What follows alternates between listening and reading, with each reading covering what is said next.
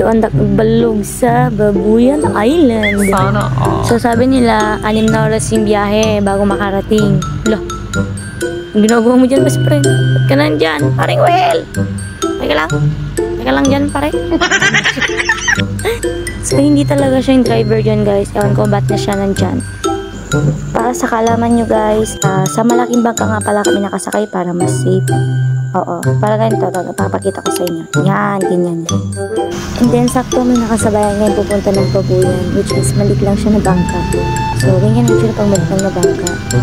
It's it po. Ingat. Tomorrow. So yun guys, safe naman kami nakarating. So here we are. Nagdadala kami sa bundok. Wala akong video nung pagkarating namin kasi gabi na noon. Sinamahan pala namin si Tito ngayong araw na to para kumuha ng mais. Nasaan na nga ba si Tito? Ay, ayun siya guys. Mukhang nakarami na siya ng mais, so malapit na siya matapos. So si paring wheel is for the lapit na siya para tulungan si Tito na magbuhat. Bago kami makalis is, yan, nilibot ko muna yung camera ko sa paligid kasi natutuwa talaga sa nakikita ko for the green ng nature here. Dami rin nilang tanim, hindi mo na kailangan mamalengke ng gulay, kaskarikado kasi halos nandito na rin guys. May mais dyan, may gabi dyan, may okra dyan, yan. May kamatis, may pechay. Ay, hindi pala pechay, repolyo pwede. May sili, may papaya, may puno. Sorry. Ay na ang OA. So, palis na kami. Ay, kapusi. Yan, binuhat na ni paring Will yung mga mais na nakuha ni Tito. So, konti lang kinuha namin guys. Siyempre, hindi naman kayong bebenta. Pang merenda lang yan, no? Huwag kayong OA.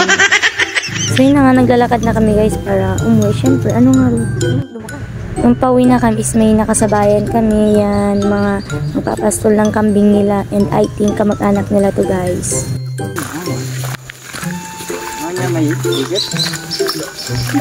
Ay, ano ba yan? Nasa likuran na ako lagi kasi hindi ko rin naman masundan yung mga pinagchichikahan nila kasi hindi ko naiintindihan yung words nila.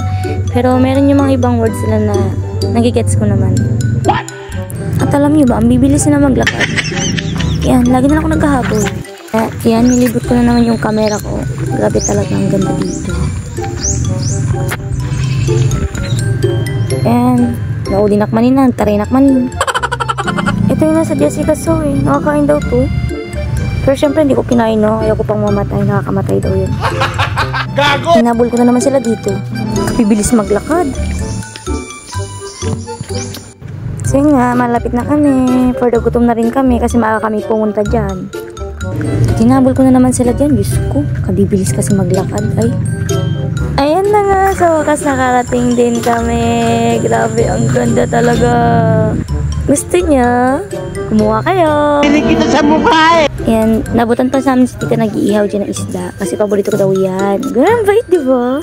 Ayan, nakapaganda na rin siya ng breakfast namin. Wow, breakfast. So, ito nga palang libangan nila kapag wala silang ginagawa dito.